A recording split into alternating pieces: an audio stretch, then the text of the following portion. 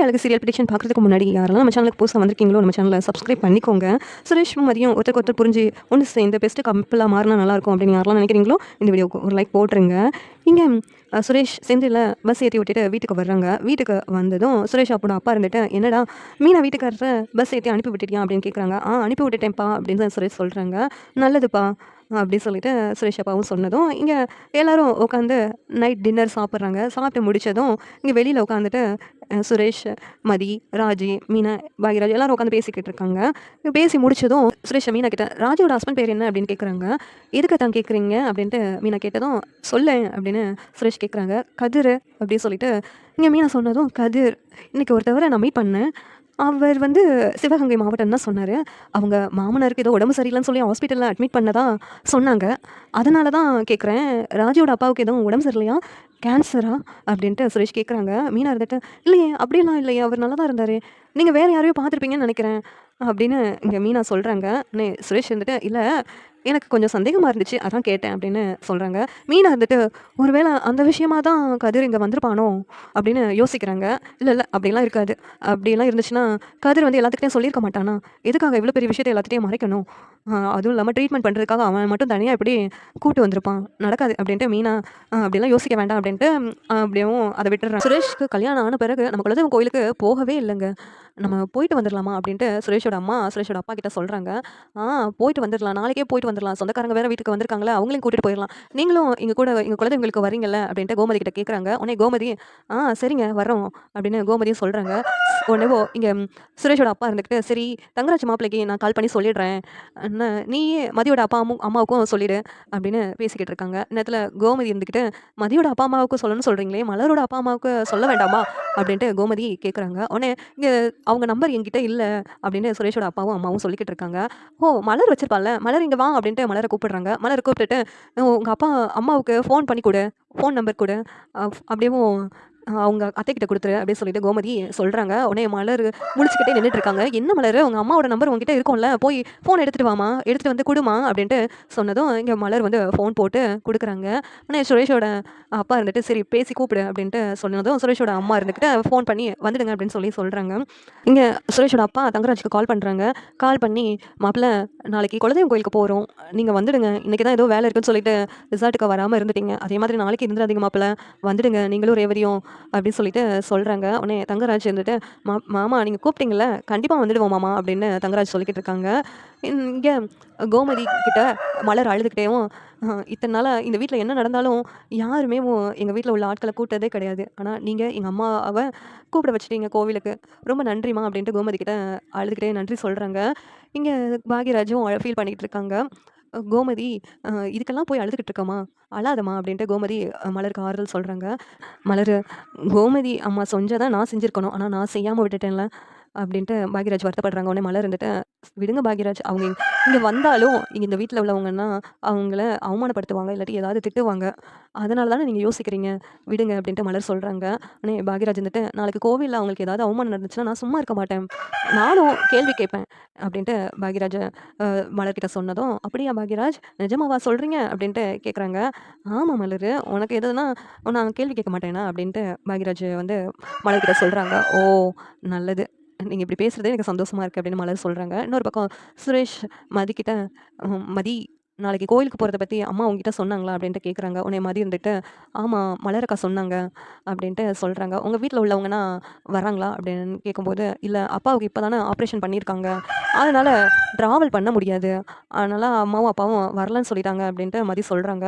உடனே சுரேஷ் இருந்துட்டு, அவங்களும் வந்திருக்கலாம் நல்லாயிருக்கும், சரி உங்கள் அப்பாவுக்கு இப்போ உடம்பு பரவாயில்லையா, இன்னும் சரியாகலையா அப்படின்னு சுரேஷ் கேட்குறாங்க. மதி இருந்துக்கிட்டு, பரவாயில்லையே, அப்பாவை பற்றிலாம் விசாரிக்கிறாங்களே அப்படின்னு சொல்லிட்டு மனசுக்குள்ள சந்தோஷமாப்படுறாங்க. அப்பாவுக்கு பரவாயில்ல, இருந்தாலும் இப்போ தானே ஆப்ரேஷன் பண்ணியிருக்காங்க, அதனால் கொஞ்ச நாள் வந்து ட்ராவல் பண்ணாமல் இருக்க சொல்லியிருக்காங்க டாக்டர், அதனால் அவங்க வரமாட்டாங்க அப்படின்னு மதி சொன்னதும் சுரேஷ் வந்துட்டு, சரி சரி அவங்க உடம்பு பார்த்துக்க சொல்லு, இருக்கட்டும் அவங்க இன்னொரு நாளைக்கு நம்ம கூட்டு போகலாம் அப்படின்னு சொல்லிட்டு சுரேஷ் சொல்கிறாங்க. உடனே மதி இருந்துட்டு ஆச்சரியமா சுரேஷை பார்க்குறாங்க.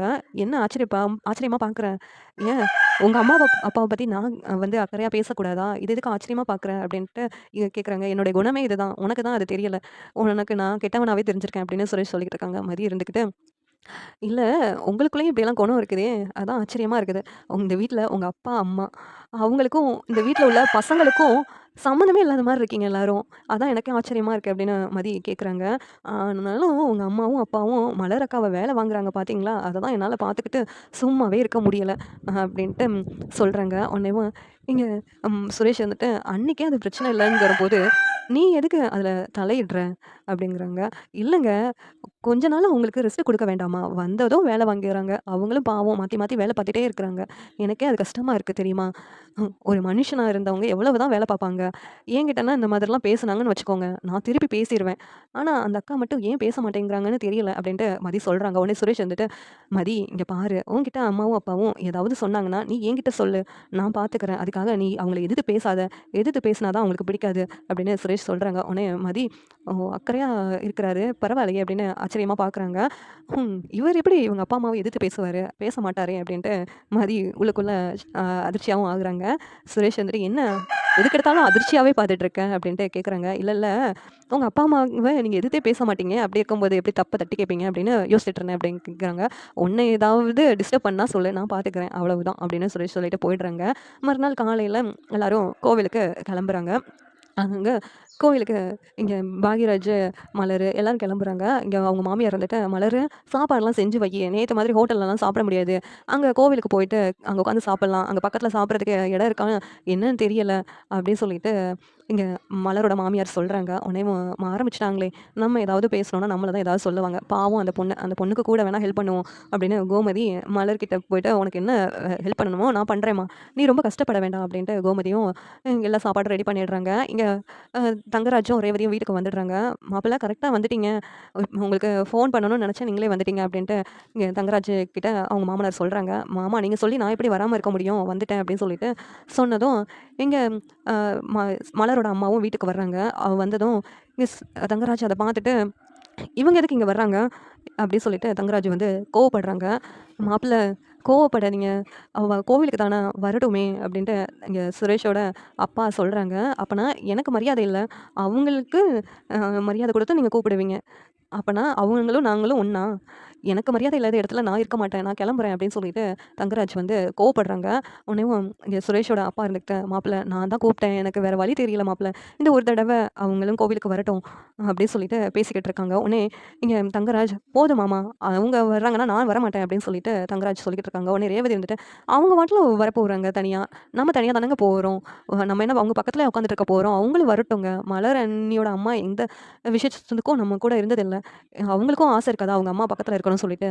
அப்படின்னு ரேவதி பேசுறாங்க. "நீ அமைதியா இரு. நான் மாமா கிட்ட தானே பேசிக்கிட்டு இருக்கேன். மாமா அவங்க வந்தா நான் வரமாட்டேன்." அப்படின்னு தங்கராஜ் சொல்லிக்கிட்டு இருக்காங்க. இந்த நேரத்துல கோமதி, "என்னப்பா? அ மலரோட அம்மா அவங்க. அவங்களும் சம்மதி தானே. அவங்க ஏன் வரக்கூடாதுன்னு நீ சொல்றப்பா? நீங்களும் இந்த வீட்டுக்கு வர்ற மாதிரி அவங்களுக்கும் உரிமை இருக்குதுல்லப்பா." அப்படின்னு சொல்லிட்டு கோமதி பேசிக்கிட்டு இருக்காங்க. உடனேவும் தங்கராஜ் வந்துட்டு, "நீங்க பேசாதீங்க. எதுவா இருந்தாலும் நாங்க பேசிக்கிறோம். நீங்க தலையிடாதீங்க." அப்படின்னு தங்கராஜ் வந்து கோவமா பேசினதும் பாக்யராஜ், "நான் தான் எங்க அத்தைய கோவிலுக்கு வர சொல்லியிருக்கேன். என் கூட அத்தை வரதான் செய்வாங்க. யார் என்ன பண்ணாலும் பண்ணிக்கோங்க. அத்தைய நான் அனுப்ப போறது கிடையாது. அவங்க கோவிலுக்கு வரதான் போறாங்க." அப்படின்னு இங்க பாக்யராஜ் வந்து தங்கராஜ் முகத்துல அடிச்ச மாரி சொல்றாங்க. இந்த நேரத்துல மலர் இருந்துகிட்டு, இதான் பிரச்சனை வரும்னு நெனச்சேன். இப்ப பிடிவாதமா இருக்கிறாங்களே! என்ன நடக்க போதோ?" அப்படின்னு மலர் பார்த்துட்டு இருக்காங்க. கோமதி இருந்துட்டு, "அப்பா நான் தான்ப்பா அவங்க அம்மாவ பார்க்கணும்னு சொல்லி வர சொன்னேன். அதனால தான் அவங்க வந்திருக்காங்க. பெரிய பிரச்சனையாக்காம எல்லாரும் கோவிலுக்கு போயிரலாமே! கோவிலுக்கு போறதுல என்ன பிரச்சனை இருக்கு?" அப்படின்ட்டு இங்க கோமதி தங்கராஜ கன்வின்ஸ் பண்றாங்க. உடனே தங்கராஜும் சரின்னு முடிவெடுக்குறாங்க வரேன்ட்டு. சீரியல் எப்படி நல்லாருக்கும் நீங்க நினைக்கிறீங்கன்னு கமெண்ட் பண்ணுங்க. இந்த வீடியோ பிடிச்சிருந்தா லைக் பண்ணுங்க, ஷேர் பண்ணுங்க, சப்ஸ்கிரைப் பண்ணுங்க. Thank you.